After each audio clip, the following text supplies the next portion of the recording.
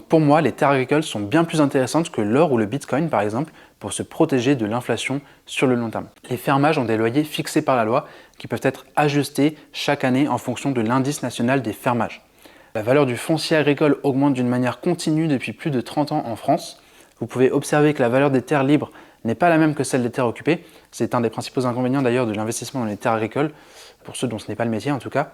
De manière générale, dans le reste du monde, le prix du foncier agricole a augmenté beaucoup plus vite qu'en France, 10% annuel sur les 20 dernières années sur un échantillon de 15 pays observés d'après Savills, et c'est sans doute en raison de la réglementation très contraignante. Cet indice tient compte de l'inflation et de l'évolution des revenus agricoles.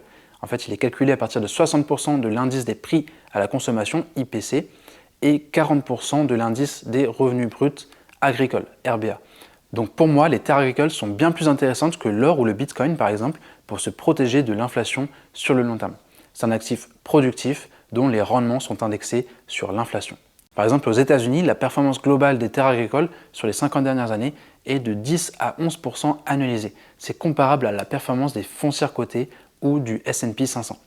En plus de ces caractéristiques fortement patrimoniales, l'investissement dans les terres agricoles offre parfois des avantages fiscaux considérables, notamment en matière de transmission ou de calcul de l'IFI, l'impôt sur la fortune immobilière.